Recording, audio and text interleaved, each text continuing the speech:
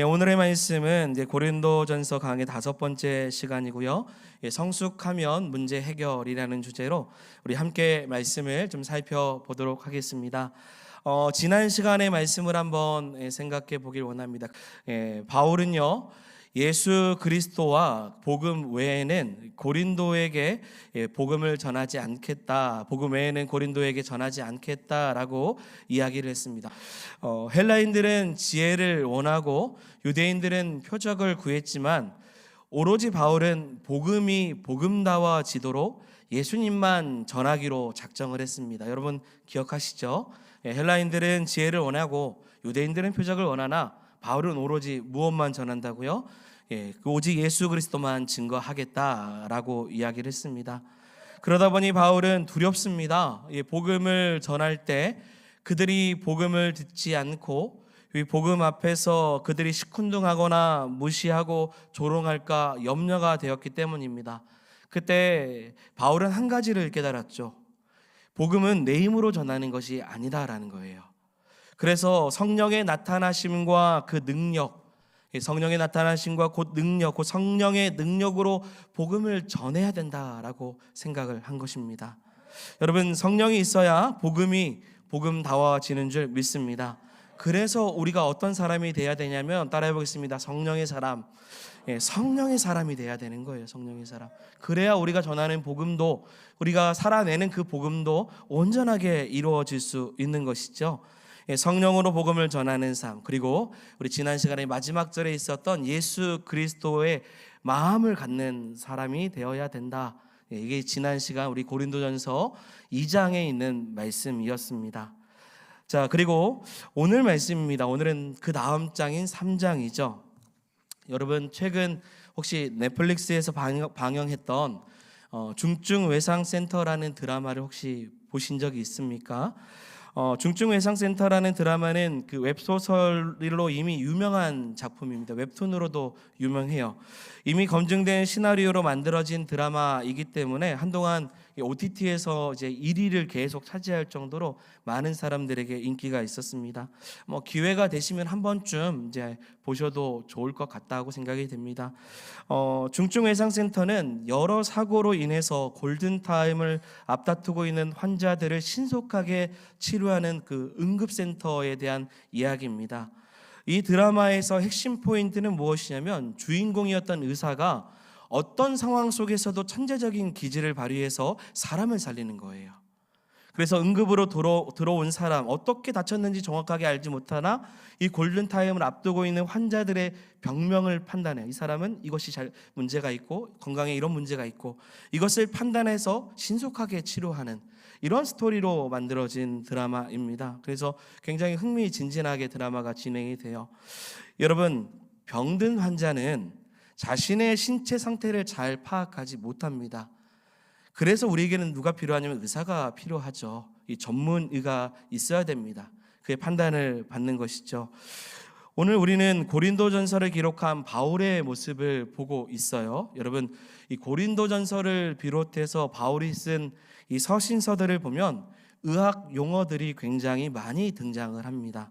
이 바울이 의학 용어를 자주 사용하는 까닭은 그와 함께 했던 동역자이면서 의사였던 누구의 영향을 받냐면 누가의 영향을 받았기 때문이에요. 누가는 눈이 어둡고 몸이 약했던 바울의 가르침을 대필할 정도로 그와 친밀한 동역 사역을 했던 사람입니다. 그래서 바울은 지금 마치 본인이 의사가 된 것처럼 환자의 병명을 진단하는 거예요. 고린도 교회 성도들의 영적 상태가 어떠한지를 너무 정확하게 진단하고 있는 것이죠. 자, 그것이 오늘 본문의 1절의 내용입니다. 자, 같이 한번 1절을 크게 한번 읽어보겠습니다. 형제들아, 내가 신령한 자들을 대함과 같이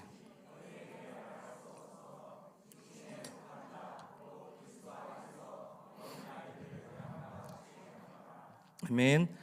영적인 상태를 어떻게 보았습니까? 어린아이와 같다라고 여겼어요. 여기서 어린아이라는 것은요, 말도 못하는 아이를 의미합니다.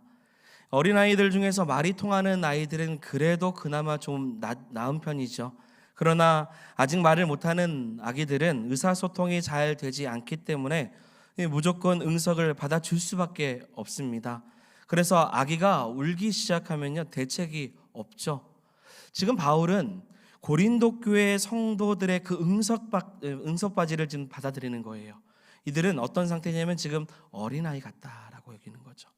그러면서 여기서 다시 1절의 말씀 보시면 사도 바울이요, 육신에 속한 자를 어린아이라고 이야기했어요. 육신에 속한 자 곧 어린아이, 육신에 속한 자 곧 그리스도 안에서 어린아이를 대함과 같이 하겠다라고 이야기를 하죠.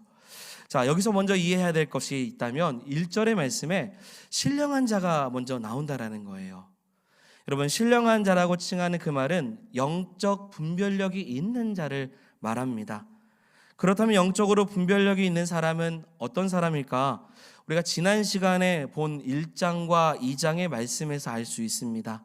고린도전서 1장과 2장을 통해서 바울은 어떤 사람이 그리스도인인지를 구별하는 그 근거를 어디에 두었냐면 성령의 내주하심에 두었어요.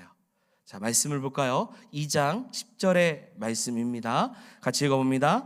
오직 하나님이 성령으로 이것을 우리에게 보이셨으니 성령은 모든 것 곧 하나님의 깊은 것까지도 통달하시느니라. 아멘. 그러면서 13절 말씀입니다. 오직 성령께서 가르치신 것으로 하니 영적인 일은 영적인 것으로 분별하느니라. 아멘. 참된 그리스도인은 우리 안에 거하시는 성령의 그 조명하심을 통해서 우리가 어떠한 일을 해야 되는지, 영적인 일이 무엇인지를 분별하게 하신다라는 거예요. 또한 성령께서는 우리가 예수 그리스도를 주로 고백할 수 있도록 인도해 주십니다. 그래서 어떤 사람이 그리스도인이냐, 어떤 사람이 성령의 사람이냐, 여러분, 예수 그리스도를 나의 구주로 고백하는 사람이라는 겁니다. 그리고 내 안에 계시는 그 성령의 뜻대로 성령을 의지하여서 하나님의 일을 행하는 사람이라는 거죠. 여러분, 예수 그리스도를 주로 고백하셨죠? 여러분, 예수 그리스도를 주로 고백하기를 원합니다. 그리고 우리 안에 계시는 성령 하나님의 뜻을 따라 살아가는 성도가 되기를 원합니다. 이런 사람이 어떤 사람이요? 3장 1절에 나오는 신령한 자라는 거예요. 영적으로 분별할 수 있는 사람. 그런데 이 3장에서 보면 바울은 그 중에서 이 신령한 자와 육신에 속한 자를 구별해요. 영적인 일을 분별하는 자와 어린아이를 분별합니다. 이것은 성령의 통치를 받는 자와 성령의 통치를 받지 않는 자로 구별하는 거예요. 그러면서 성령님 안에 거하면서도 그분께 철저하게 통치를 받지 않으면 그 사람은 성숙한 그리스도인이 아니다라는 겁니다. 여러분, 그래서 1절에 신령한 자와 육신에 속한 자를 구별하는 거죠. 그런데 여기서 육신에 속한 자는요, 오해하면 안 됩니다. 구원받지 못한 자라는 뜻이 아니에요. 3장에서 나오는 내용은 구원을 받았는데 바울은 너무 정확하게 진단하고 있습니다. 이 사람들이 육신에 속한 자들인데 그 이유가 뭐냐면 성령을 따라 살고 있지 않기 때문인 거예요. 그래서 분명히 예수 믿는 것 같은데 여전히 그들의 생각과 행동은 누구와 같냐면 불신자들과 너무 흡사한 거예요. 그 수준에 머물러 있었던 겁니다. 바울은 고린도 교회 성도들을 그렇게 진단합니다. 성숙하지도 않고 불신자 같은 모습을 가진 사람들, 어린아이 같다라는 거죠. 하지만 여러분, 본인들은 또 몰라요. 환자가 자기가 병든 걸 잘 모릅니다. 고린도 교회 성도들은 바울의 생각과 달랐어요. 그들은 스스로 자신들이 가장 고상하고 지혜로운 성도라고 생각을 했습니다. 그리고 고린도 교회 사람들은 자신들의 은사가 많다고 생각했어요. 은사가 또 많았어요. 그러다 보니 자신들이 특별한 존재로 성숙한 사람인 것처럼 생각이 들었던 겁니다. 그러나 바울은 철저하게 말합니다. 너희는 아직도 그 복음의 그 깊은 걸 이해하지도 못하고 육신에 속한 모습을 갖고 있기 때문에 너무 어린아이 같다. 그래서 나는 너희에게 어른으로 대할 수가 없다고 말해요. 자, 여러분, 우리식으로 좀 표현한다면요, 나이를 먹었는데 지금 어떤 것 같아요? 애 같은 거죠. 애 같다라고 하는 거, 생각도 애 같고 행동도 아이들과 같다라는 거죠. 영적으로 아이와 같다라는 것입니다. 여러분, 울며 보채는 아기를 달래 재우는 가장 좋은 방법이 이 과학적 연구 결과로 나와 있습니다. 그것은 5분가량 안고 걷는 겁니다.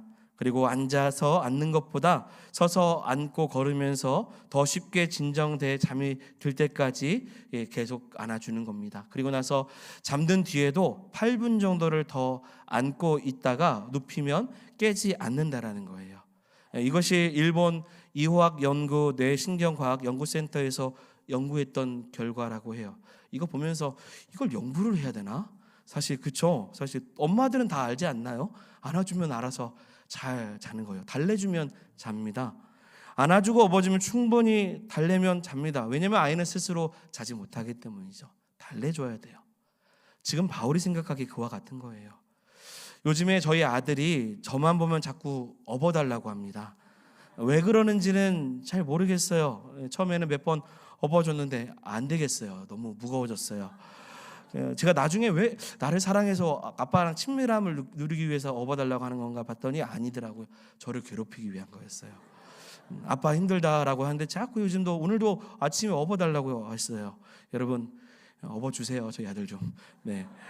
어린아이가 안아달라고 하는 거, 달래달라는 건 분명한 이유가 있겠죠. 예. 그런데 바울이 보기에는 지금 고린도 교회 성도들이 딱 그 정도 수준이에요. 조금만 자신들에게 관심을 갖지 않으면 삐집니다. 조금만 자신들이 주목받지 못하면 속상해요. 다른 성도가 더 잘하면 시기 질투를 합니다. 말 한마디에 마음이 상해요. 자신들과 마음이 맞는 사람들끼리만 어울립니다. 그래서 공동체가 하나 되기보다 당파를 추구해요.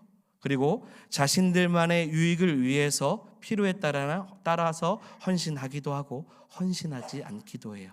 이런 모습들이 고린도 교회 가운데 있고요. 돌아보면 오늘날 한국 교회 가운데 또 우리 교회 가운데도 있을 수 있습니다.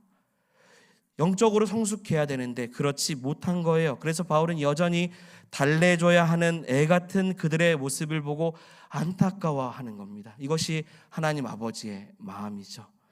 예수님께서도요, 여러분 공생의 3년 기간 동안 제자들을 보시고 안타까워하실 때가 있었어요. 예수님께서 행하시는 놀라운 일들을 보았습니다. 그리고 예수님의 놀라운 가르침도 다 받았어요. 그런데 여전히 인간적인 모습을 보일 때가 많았던 거예요. 믿지 않는 사람들처럼 말합니다. 행동을 합니다. 예수님께서 얼마나 속상해 하셨는지 몰라요. 구약에서도 보면 하나님의 그 속상한 마음의 표현의 단어가 있어요. 어떤 표현이냐면 어느 때까지라는 단어예요. 어느 때까지 그럴 거냐라고 얘기를 하시죠. 여러분, 신앙생활의 주 목적 중에 하나는 성숙입니다. 여러분, 신학적인 용어로 접근하면 그거는 성화예요. 성화. 주님을 계속 뭐예요? 닮아가는 거죠. 처음에는요, 나의 모습이 더 많이 드러날 것입니다. 그런데 신앙생활을 하면 할수록, 해가 거듭나면 갈수록 나는 죽고요, 누가 사셔야 되냐면 예수 그리스도가 살아가야 되는 거예요. 사는 인생이 되어야 되는 겁니다. 그런데 그런 모습들이 없었던 거죠. 여러분, 주님을 닮고 또 닮아서 나중에 내 모습은 없고요, 오직 내 안에 계신 예수님만 온전히 나타낼 수 있는 성도들이 되기를 소망합니다. 이게 성숙이에요. 이것이 성화의 과정입니다. 이왕 예수 믿고 사는 인생, 좀 예수님을 좀 닮으면 되지 않겠습니까? 또 더 많이 닮아가야 되지 않겠습니까? 언어 생활도 좀 바꿔야 되지 않겠습니까? 삶의 행동도 주님을 닮아가야 되지 않겠습니까? 그리스도인답게 행동해야 되지 않겠습니까? 그렇지 않으면 다 어린아이와 같은 모습을 가질 수밖에 없다는 거예요. 그래서 왜 그랬을까? 고린도 교회 성도들이 왜 그런 모습을 보였을까? 근데 그 모습이 오늘날의 우리 모습 속에서도 나타날 때가 참 많아요. 서운할 때도 있고, 삐질 때도 있고, 어려울 때도 있고, 시기할 때도 있고, 그런 문제들이 계속 교회 공동체나 또 세상을 살아가는 우리의 인생 속에서도 나타난다는 것입니다. 바울은요, 그래서 왜 이렇게 어리다라고 판단했는지 그에 대한 근거를 그 다음 절에 두고 있습니다. 우리 2절 보고 그 다음 절에 있는데요, 2절은 한번 크게 읽어보겠습니다. 내가 너희를 젖으로 먹이고 밥으로 하냐, 지금도 못하리라. 아멘. 2절에 보면 내가 너희를 젖으로 먹이고 밥으로 아니하였노니 라고 합니다. 여러분 여기서 밥이라고 번역이 되어 있는데 이 말씀은 의역된 거예요. 이 정확한 그 원어의 표현은 단단한 음식이라는 겁니다. 이 단단한 음식을 그 당시에 무엇을 얘기하냐면 주식 중에 하나인 고기를 의미해요. 그래서 어린아이에게 고기는 단단한 음식이죠. 말을 못하는 아이에게 고기를 주는 것은 위험한 일입니다. 먹을 수 없는 일이죠. 소화를 시킬 수 있는 능력이 없기 때문입니다. 그래서 함부로 먹으면 안 돼요. 위험합니다. 그래서 바울은 말해요. 너희가 감당하지 못한다. 지금도 못한다. 여전히 너희는 어리다. 왜 어리냐? 3절의 말씀이에요. 3절 띄워주시고 읽겠습니다. 너희는 아직도 육신에 속한 자로다. 너희 가운데 시기와 분쟁이 있으니 어찌 육신에 속하여 사람을 따라 행함이 아니리요. 아멘. 왜 어리다고 진단했습니까? 그들 가운데 뭐가 있어요? 여전히 시기와 분쟁이 있어요. 여러분 시기와 분쟁이 있고 갈등이 있고 싸우면 그건 다 어리숙한 거예요. 여러분 여기서 시기라는 말은요 잘못된 열심입니다. 잘못된 열심. 로마서 10장 2절의 말씀에 그들이 하나님께 열심히 있으나 올바른 지식을 따르는 것이 아니니라 라고 기록되어 있어요. 이게 무슨 말이냐면 정확한 목적지가 어딘지도 모르면서 그냥 열심히 달려가는 것 같은 거죠. 그런 열심은 잘못된 열심이죠. 이거 주님 기뻐하시겠지? 주님 좋아하시겠지라고 열심을 내는데 잘못된 거예요. 그 열심은 하나님에 대한 열심이 아니에요. 내 열심입니다. 하나님께 열심인 거죠. 자신을 드러내기 위한 열심인 거죠. 그래서 그 열심을 알아주기를 원해요. 사람들이 좀 알아줬으면 좋겠어요.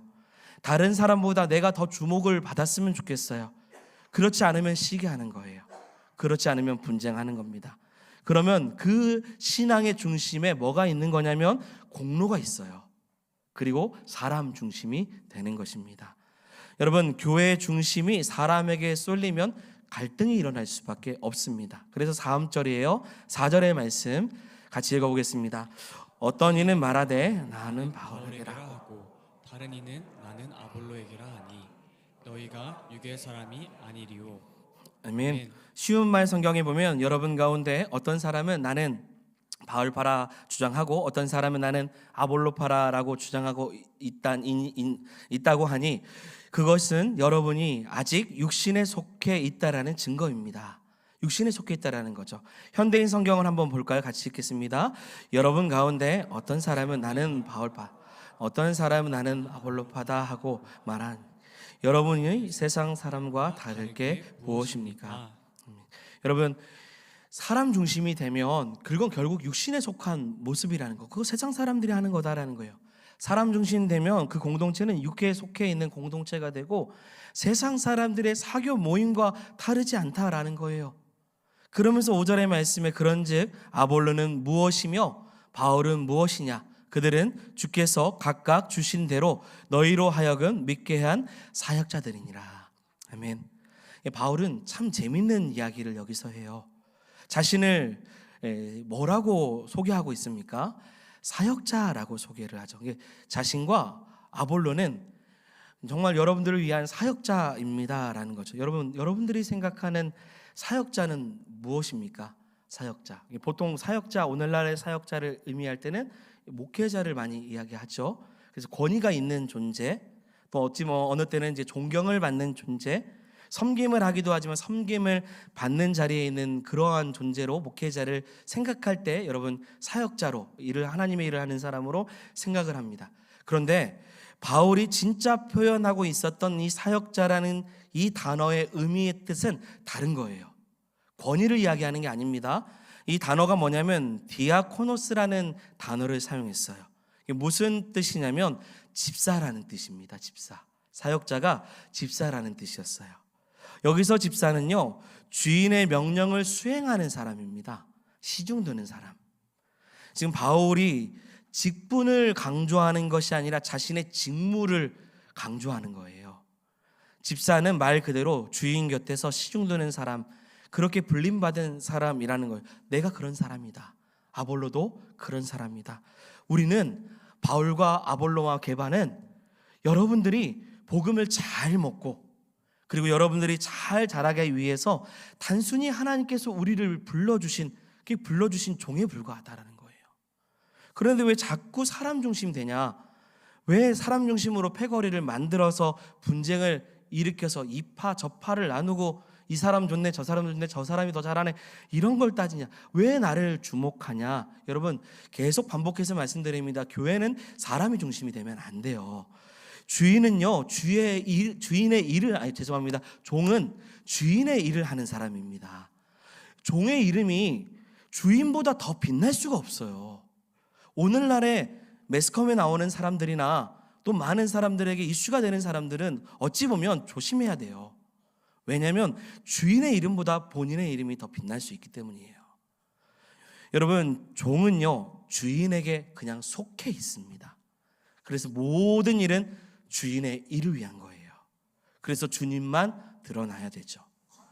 그래서 주인을 위해서 바울이 왔고요, 아볼로가 왔고, 게바가 왔고, 또 뭐 이렇게 얘기하면 저도 왔고, 여러분들도 온 거예요.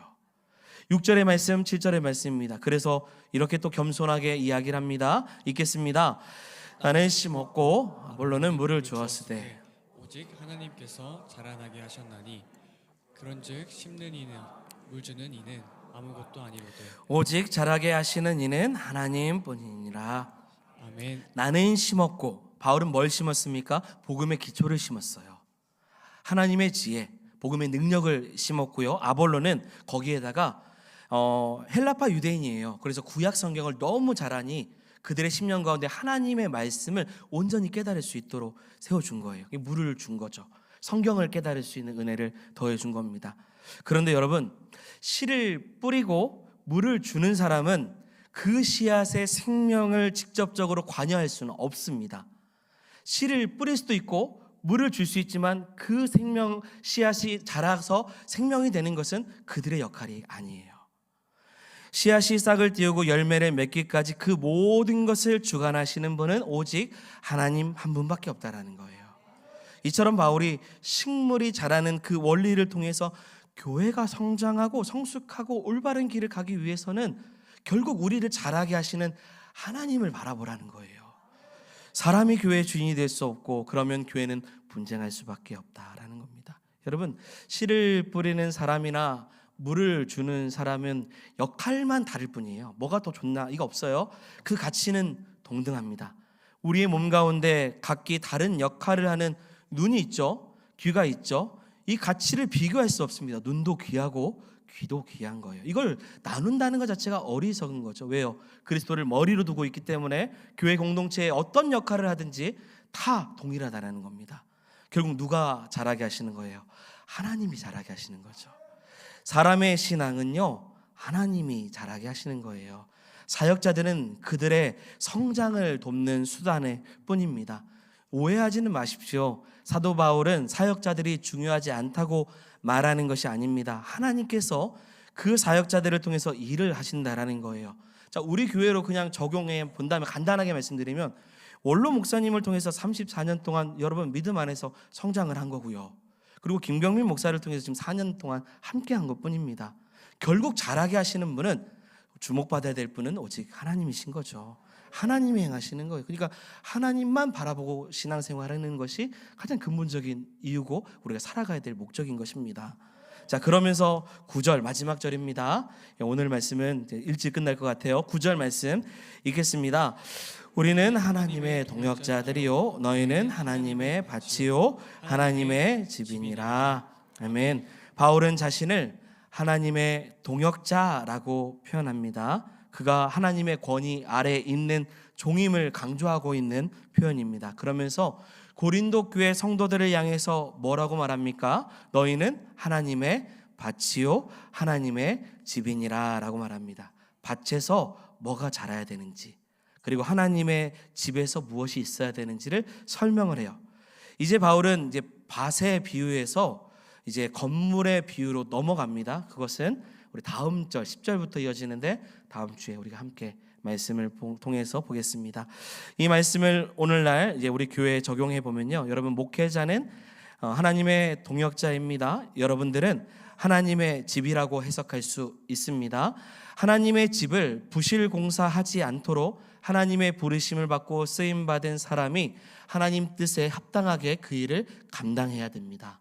그리고 성숙한 성도가 되는 것은 아주 마땅한 일인 줄 믿습니다. 말씀이 또한 건축을 잘 이뤄나가고 밭에 좋은 것을 심어 주어도 또한 내 마음이 성숙하지 못하고 시기와 분쟁과 또한 하나님의 마음을 안타깝게 하는 세상 사람들의 모습과 같은 모습을 갖는다면 성숙해질 수 없습니다. 우리 모든 성도들이 성숙한 그리스도인들이 되기를 원합니다. 믿음이 자라기를 원합니다. 어떤 상황 속에서도 흔들리지 않는 믿음, 그리고 성령의 인도하심을 따라 살아가는 성도들이 되기를 원합니다. 그래서 아름다운 교회를 이루고 또한 그러한 삶으로 세상 가운데 살아낼 수 있는 건강한 신앙을 갖는 우리 모두가 되기를 주의 이름으로 축원드립니다. 아멘. 우리 함께 찬양하겠습니다.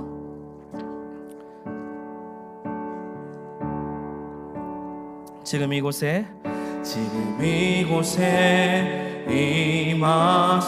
임하소서. 성령의 불로 가득 채우소서. 갈급한 내 맘에 찾아오셔서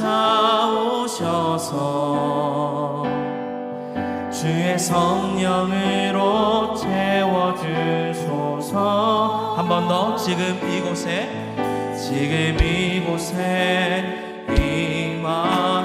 임하소서. 성령의 불로 가득 채우소서. 갈급한 내 맘에 찾아오셔서 주의 성령으로 채워주소서. 흔들리지 않는 믿음 주소서. 낭망하지 않는 믿음을 자백하는 마음 내게 주소서. 내 안에 주님 채워주소서. 지금 이곳에 임하소서. 지금 이곳에 임하소서. 우리 안에 성령의 불로 가득 채우소서. 갈급한 내 맘에 찾아오셔서 주의 성령으로 채워주소서. 같이 고백합니다. 흔들리지 않는 믿음 주소서. 낭망하지 않는 믿음을 자백하는 마음 내게 주소서. 내 안에 주님 채워주소서. 흔들리지 않는 믿음을 주시옵소서.